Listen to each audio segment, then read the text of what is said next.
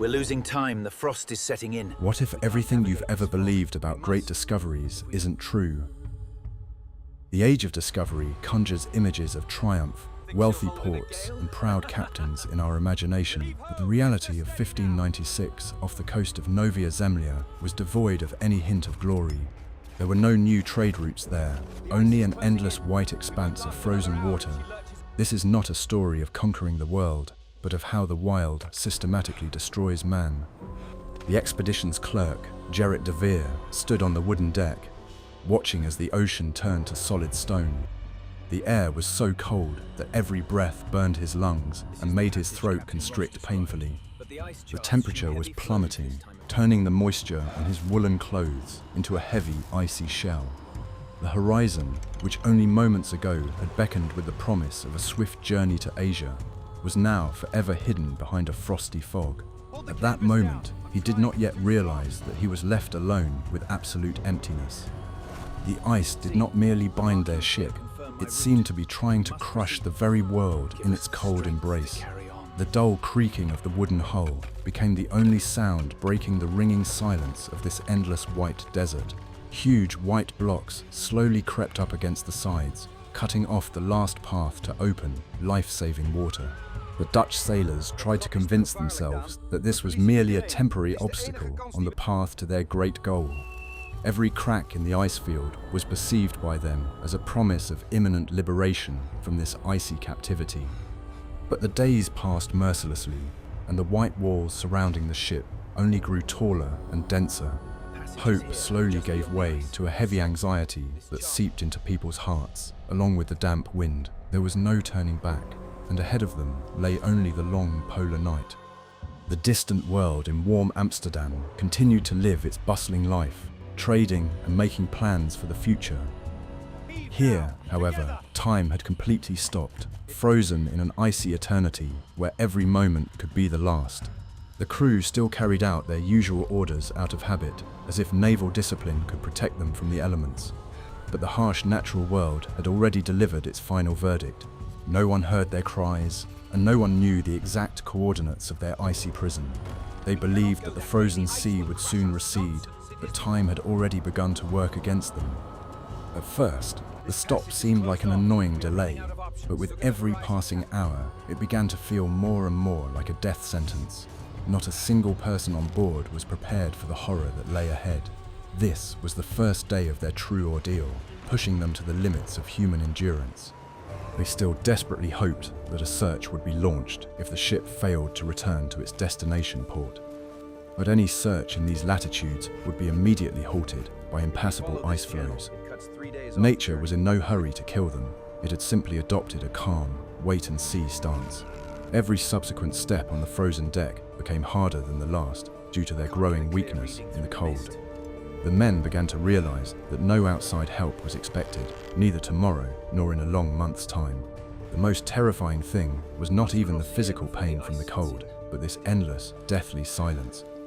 Gerrit de Veer did not know that this was only the beginning of their long journey into darkness. He was left alone with the cold, which slowly seeped under his skin and froze his hot blood. At that moment, absolutely everything depended solely on his own endurance and reason. He had no idea how many dark days he would have to spend in this endless isolation. No one had prepared the educated scribe for solitude at the very edge of the inhabited world. The captain and the crew gazed at the lifeless landscape, fully aware of the gravity of their dire situation. They were cut off from all life by an impenetrable wall that could not be breached by cannonballs or axes.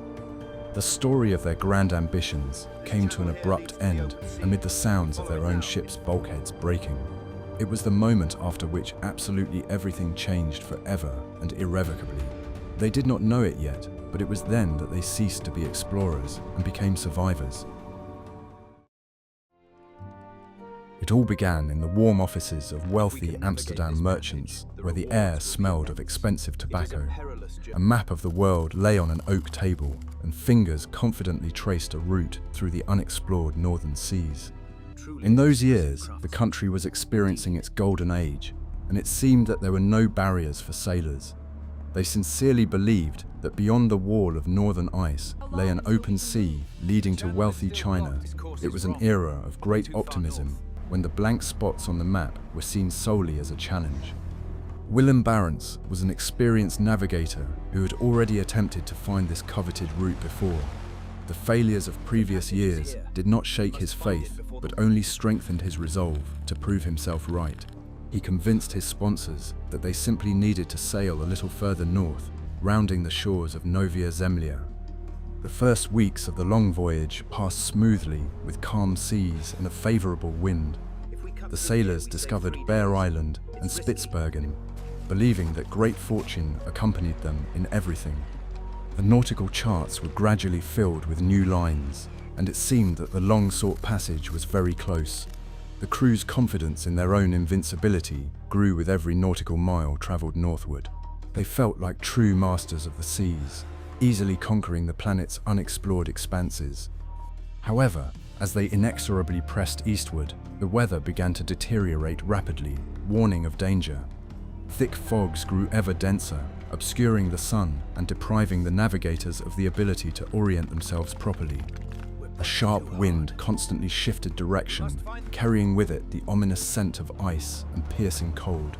The ocean had changed from its usual blue to a leaden grey, appearing visually heavy and menacing. But the captain's orders demanded they press forward, and they did so, ignoring nature's obvious warnings. The encounter with the first floating ice did not frighten the crew, but only stoked their exploratory zeal. They skillfully maneuvered between massive ice floes, genuinely marveling at their bizarre shapes and frightening sizes. To the people on board, it seemed like nothing more than an exciting game and a contest of ship-handling skill. They had absolutely no idea that the northern ice never plays games with uninvited guests. This white expanse was relentlessly shrinking with each passing day, preparing to snap shut like a trap behind them. The first doubts began to surface among the crew members at the sight of the endless ice fields on the horizon. Conversations in the wardroom grew significantly quieter, giving way to anxious and tense discussions of the situation. Willem Barentsz continued to stubbornly insist on his course, blindly relying on his old theories. But no navigational theory could melt the ice, and mathematical calculations did not warm their freezing hands. The authority of the recognized leader faced its first serious test against the harsh Arctic reality. Gerrit de Veer described these days in his diary, carefully choosing his words to capture the anxiety. He still believed that this was merely a temporary setback on the path to a triumphant return, but hope did nothing to change the harsh reality that surrounded them on all sides. The warm world was too far behind, and they could rely only on the strength of the ship's oak. On that cold day, an invisible countdown to their lives began, one that could no longer be stopped. The ship's wooden hull began to sustain its first serious damage from constant collisions with thick ice. The sailors stood watch around the clock with long ice picks, trying to push away the largest and most dangerous chunks. Physical exhaustion gradually mounted, making every movement a painful ordeal for their weary muscles. The cold air stung their faces, leaving red patches of the first serious frostbite on their skin. This was no longer the end of another leg of the journey, but the beginning of a true test of endurance. From that moment on, relentless time became their chief and most fearsome enemy in the void. The icy desert made no distinction whatsoever between a simple sailor and a world-famous navigator. Now, absolutely everything was decided here and now, with no regard for past merits or wealth. An unbearably long journey awaited them, and far from everyone would be able to make it all the way to the end. There was no turning back, and everyone on board began to slowly realize this terrible truth. Huge ice floes, like living creatures, slowly crept up against the wooden sides of the stranded ship. The people on the icy deck watched with undisguised horror as the white mass squeezed their only refuge. The ship began to list unnaturally as the colossal pressure of the ice lifted it above the waterline. The sturdy wood groaned and cracked loudly, unable to withstand the monstrous pressure of millions of tons of frozen water. The sea, which was supposed to be the route to China, had finally turned into an impassable solid wall. The crew, made up of experienced sailors, felt true, primal fear in the face of the relentless forces of nature for the first time. They were used to battling high waves and storm winds, but fighting against solid ice was impossible.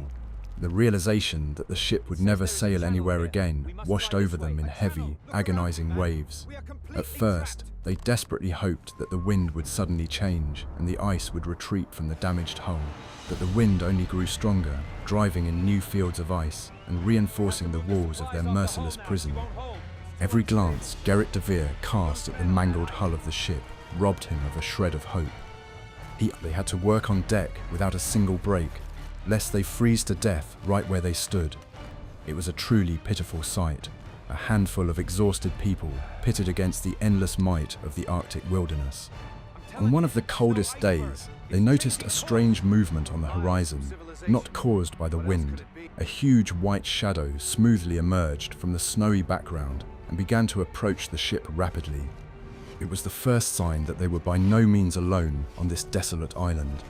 A polar bear, the true master of these lands, was purposefully heading over to see who dared to trespass on its territory. Fear of the giant predator mingled with fear of the cold, creating a new level of constant tension. Their first encounter with the wild beast clearly demonstrated just how vulnerable humans were in the face of the local wildlife. Their heavy muskets constantly misfired in the bitter cold, refusing to fire when needed. Iron spears seemed like nothing more than fragile toothpicks against the incredibly powerful paws and fangs of the enraged predator. They miraculously managed to drive the bear away, but they clearly understood that they would now have to sleep with one eye open. The sense of basic security that the ship had once provided had vanished irrevocably, leaving them exposed to all threats. Every slightest rustle behind the thin cabin wall made their hearts beat much faster. The nights were growing frighteningly longer, stealing more and more precious hours from the daylight. The sun, which until very recently had shone around the clock, now barely rose above the dead horizon. It was a clear omen of the approaching polar night, about which they had heard only terrifying port legends. Darkness was inexorably closing in, and with it came a cold that knew no mercy. No one on the crew wanted to say aloud what was already obvious to every sailor. They were still desperately trying to believe that some miraculous rescue would surely come for them. Down, everyone understood that the overall situation was getting worse with every new sunrise. A quiet panic spread among the men, much faster than the frost seeped under their warm clothes. Some of the senior officers already clearly understood exactly how this forced stop in the ice would end. Gerrit de Veer looked into his comrade's eyes and saw there only the reflection of his own fear. The close-knit crew began to slowly crack at the seams under the unbearable pressure of constant stress and uncertainty. None of the sailors wanted to take on the heavy responsibility for the next steps. The captain was still trying to maintain outward calm, but his confidence lasted only for brief moments. They were now separated not only by the endless icy desert, but also by deep inner doubt in one another. Turning point, they gradually ceased to be a united team, bound by a common grand goal. The exhausted men began irritably blaming each other for mistakes made and a wrongly chosen course. Their most dangerous enemy was not the approaching storm, but their growing mutual distrust. They still hoped to weather the storm in their cabins, unaware of the scale of the impending disaster. But the real ice storm was only just beginning, preparing to test their resilience in the cruelest way possible. And as they watched the wooden ship fall apart, they realized the Arctic's greatest and most terrifying truth. Their natural enemy was not evil or deliberately cruel in the human sense of those words. The icy desert didn't care one bit whether they survived or died of hunger and cold. Precisely this colossal indifference of the surrounding world that frightened them more than anything else in the world. They were merely tiny grains of sand that the north wind could blow away at any moment. The difficult decision to abandon the wrecked ship forever was made by the crew with great emotional anguish. For any sailor, a ship means much more than just a home. It is the foundation of their existence. But staying on board which creaked every second under the pressure of the ice, was absolute madness. They began the grueling construction of a shelter on the frozen shore, using a Siberian driftwood log washed ashore by the sea. This old tree became a true gift from heaven for these doomed people in the icy desert. Without this found timber, they would have inevitably perished in the very first weeks of their forced wintering. The Dutch named their shelter under construction the House of Salvation, placing all their remaining hope in that name. Construction proceeded unbearably slowly. The hard, frozen ground offered no resistance to the blows of iron shovels. Hands numb from the biting wind could barely hold the heavy carpentry tools and nails. They had to tear entire planks from the ship's deck to build a sturdy roof and a warm floor. Sails were removed from the doomed ship to insulate the roof as much as possible and create sleeping quarters. Expensive goods, originally intended for trade in Asia, were used to insulate the drafty wooden walls. Precious velvet now served as ordinary rags to plug the holes through which the snow blew in.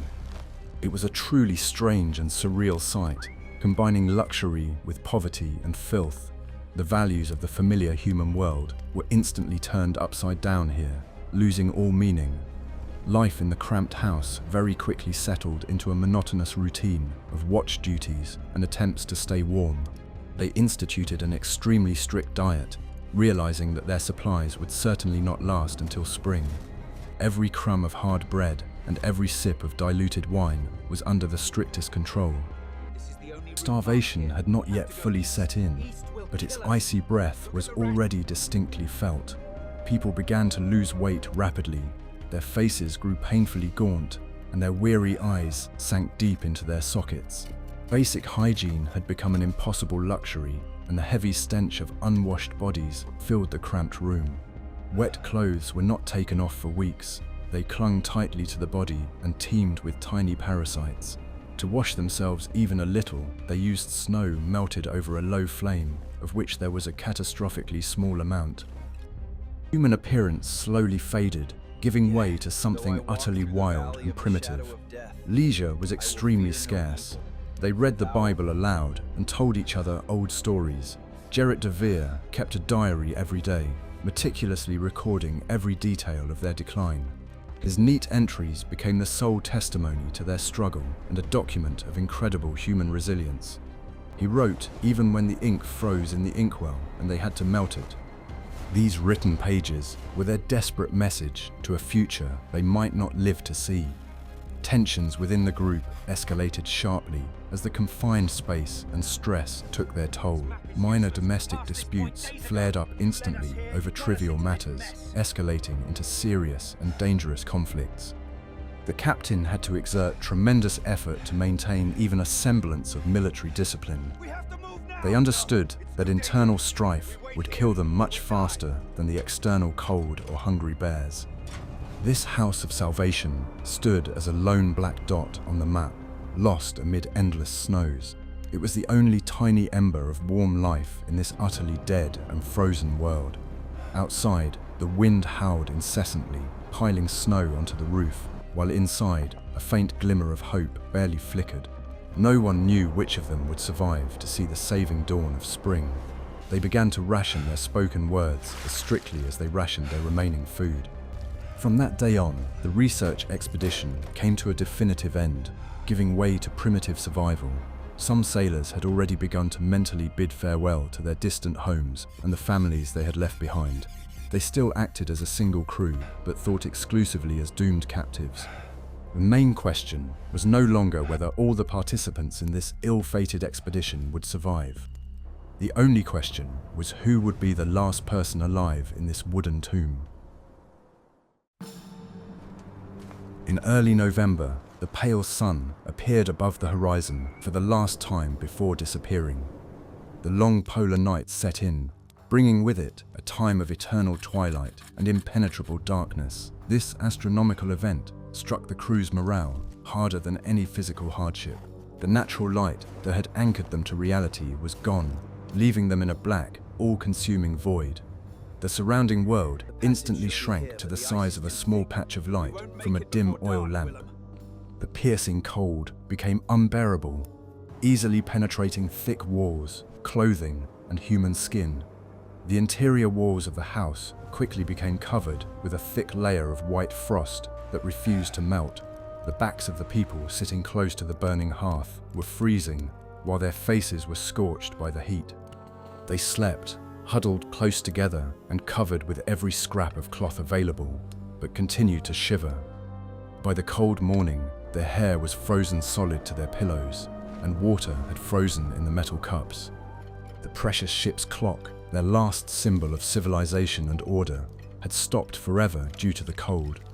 The intricate metal mechanism had simply frozen, and objective time had completely lost its count.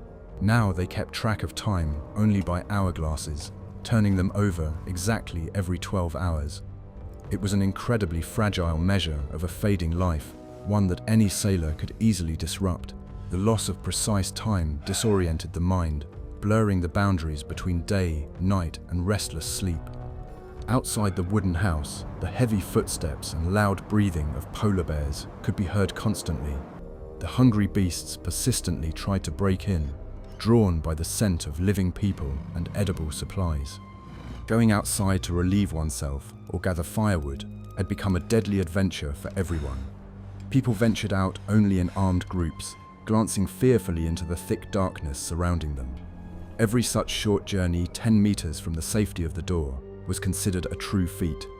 At that moment, Gerrit de Veer still hoped that someone would send a rescue expedition for them. But any search had long since been called off due to the impossibility of navigation during the winter. Nature was in no hurry to kill him. It was simply methodically waiting for him to make a mistake. Every subsequent step through the snowdrifts became harder than the last due to scurvy and exhaustion. He began to realize that no real help was coming and that they were completely alone in the universe. One night, the entire crew nearly perished from a buildup of invisible carbon monoxide. In an attempt to conserve precious heat, the sailors had sealed the chimney and all the cracks in the walls too tightly. Dizziness and severe nausea struck suddenly, paralyzing their will and plunging them into a deadly sleep. Only a stroke of luck saved them when one of the sailors, mustering his last ounce of strength, flung open the heavy door. The frosty air that rushed into the room became their harsh salvation from a silent death. The minds of the trapped people began to break down under the monstrous pressure of complete isolation. Some began to experience auditory hallucinations. It seemed to them that someone outside was calling their names. Ordinary conversations often turned into incoherent rambling. People simply forgot the simplest words. The fear of finally losing their minds in this darkness became no less real than the fear of freezing to death. They clung desperately to their routine, as if it were their last lifeline in an ocean of encroaching madness. The snow gradually buried their house almost up to the roof, turning it into a huge white snowdrift. Just to get outside, they now had to dig a long tunnel through the packed snow. They lived like blind moles in a burrow, completely cut off from the rest of the world by a thick layer of ice. Loud sounds from outside barely penetrated inside, creating an eerie sensation of complete deafness. The silence in the house was so thick and heavy that it physically rang in their ears. They had finally stopped waiting for help, having fully realized the scale of their tragedy. The slow destruction of human souls and bodies continued day after day, monotonously and relentlessly. People simply existed on the brink of non-existence, conserving their last strength, breath, and coherent thoughts. Life had been reduced to a single primitive function, constantly maintaining a minimum body temperature. And in this unequal struggle, man lost to nature every single day on every possible front. Their most terrifying enemy was not even physical pain, but this endless silence. Gerrit did not know that this was only the middle of their journey, and even harsher trials lay ahead. He was left alone with the cold, which was slowly killing his companions one by one. No one had prepared him for such a trial, but he continued to write his diary by the light of the fire. He kept breathing only because to stop meant to die instantly and forever. The appearance of the first ray of sunlight at the end of January brought genuine tears to the eyes of these hardened men. At first, it was just a faint yellow streak on the horizon, like an optical illusion, but the light turned out to be real, and it brought with it a wave of completely irrational joy. It was a sure sign that the world had not perished and that normal life still existed somewhere. The emaciated men crawled out onto the snowy roof to expose their faces to those cold rays. But along with the long-awaited light came the brutally harsh realization of their situation. They could clearly see that the ice hadn't gone anywhere. It still tightly encased the sea all the way to the horizon. Their ship was hopelessly damaged. Its wooden hull had been completely crushed by the ice ridges. The hope that the ice would melt quickly in the spring and release the vessel instantly crumbled to dust. It became absolutely clear that they would never leave this cursed island on this ship. It was a profound emotional turning point when utter despair mingled with a determination to act. They realized that their hypothetical salvation now depended entirely on their own efforts. It became necessary to prepare open boats for an unprecedented crossing of the icy ocean. It was a truly mad venture to sail thousands of miles in small boats among icebergs, but staying on board meant certain death, even if postponed for a couple of months.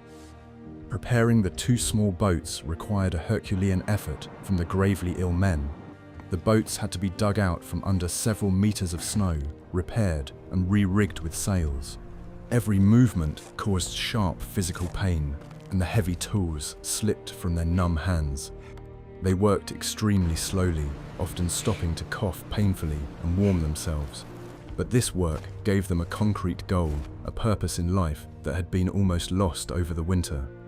In June, the first real warmth arrived, and the thick ice began to crack and break apart little by little. The long-awaited ice floes and open water appeared, which both beckoned and frightened the sailors. It was a clear signal to set out, the very moment they had both awaited and feared throughout the polar winter. They were about to leave the House of Salvation forever, a place that had become a reliable fortress for them. Saying goodbye to the wooden hut was very difficult, as if they were leaving a part of themselves behind. Gerrit de Veer wrote a detailed final message and carefully hid it in the chimney flue.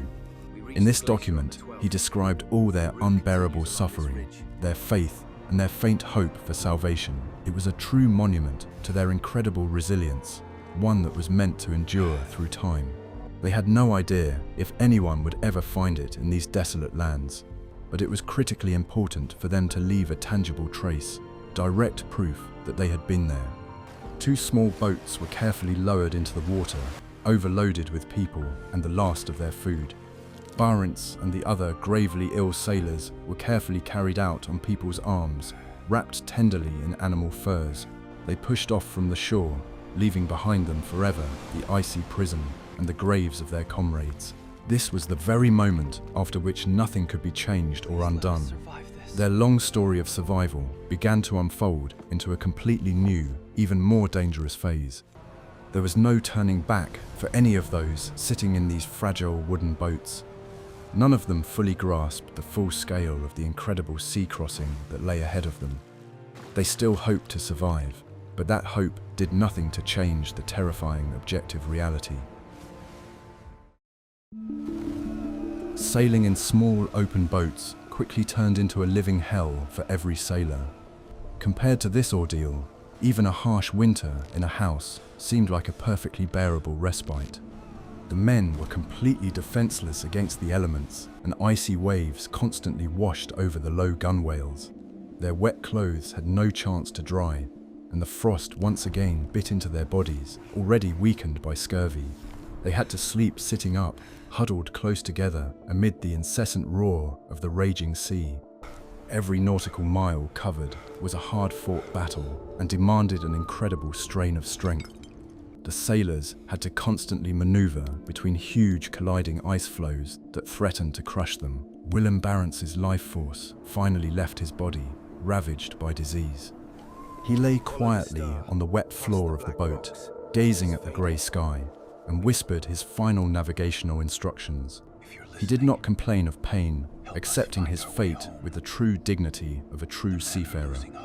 On one of those gloomy days, as the boats drifted slowly among the ice, the great navigator simply closed his eyes, His heart, utterly exhausted from the long struggle against the cold, stopped forever without a single groan.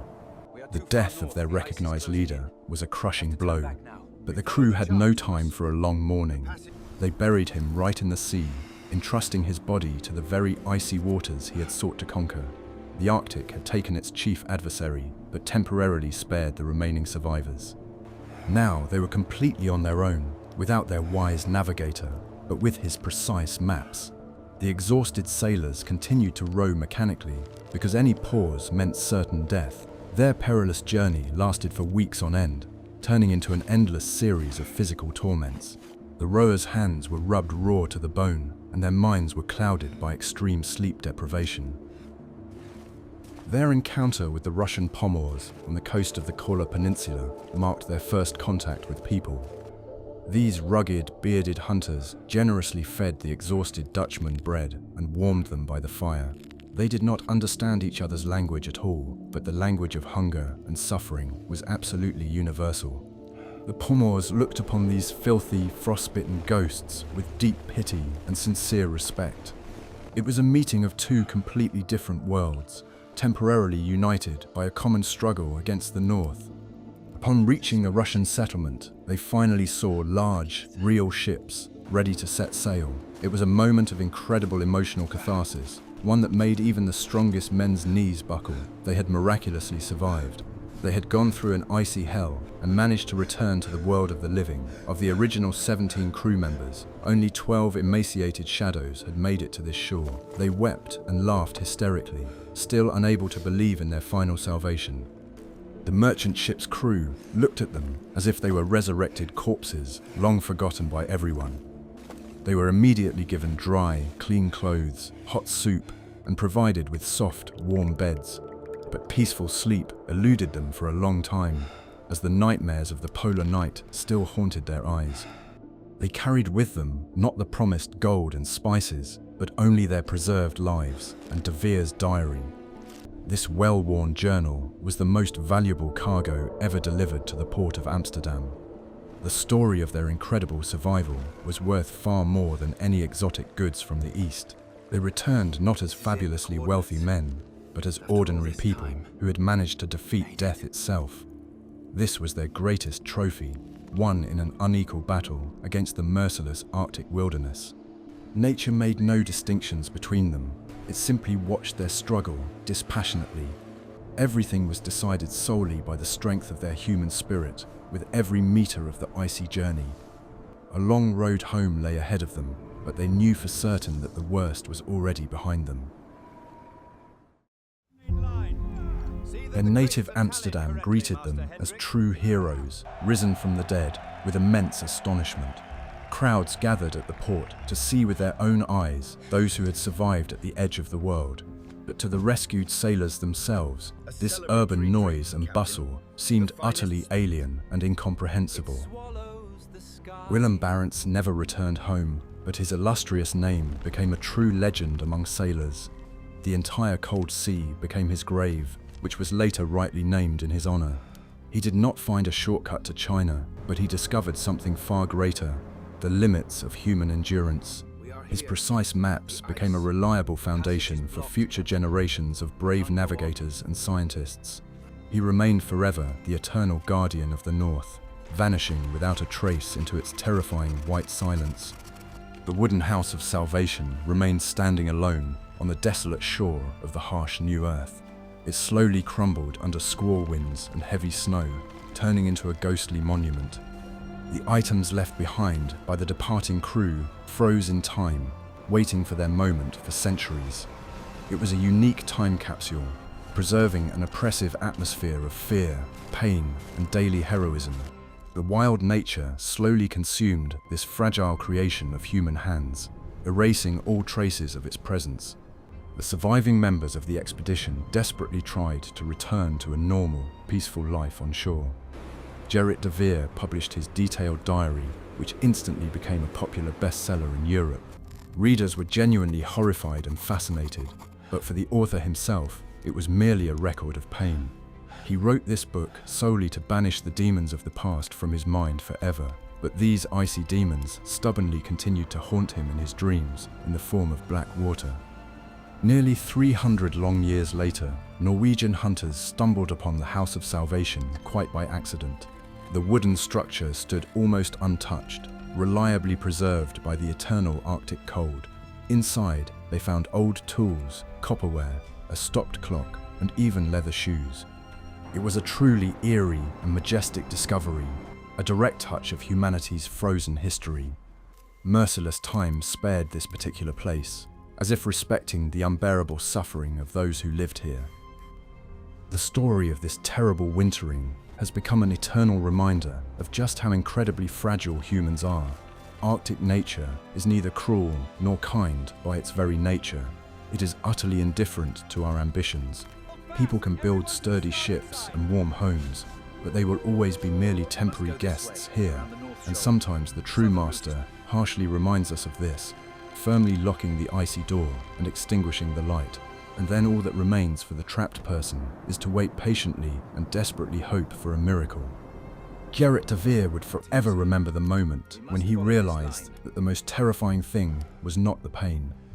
The most terrifying thing was precisely that ringing silence that surrounded their wooden hut at night. He didn't know how many more stories this silent and indifferent white ocean would swallow up. Every day of his life after his rescue seemed to him an undeserved and random gift of fate.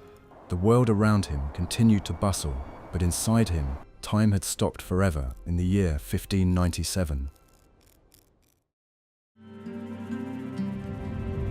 An incredibly long journey lay ahead of them to understand exactly what they had accomplished in the ice. They ceased to be merely brave men of their time and became a living symbol of the struggle for life. And as long as the harsh north exists, their invisible shadows will forever roam among the ice hummocks. They walk endlessly across the cracking ice, dragging heavy oak boats behind them with their last ounce of strength, and the captain gazes endlessly at his map, desperately searching for a path to salvation that simply does not exist there. This expedition became a lesson, the price of which was paid in human lives and shattered destinies. None of them could ever look at falling snow again without an inner shudder and a primal fear. They had escaped the icy trap, but a part of their souls remained forever locked in the House of Salvation. The icy horizon released their bodies, but forever took the peace from their weary hearts.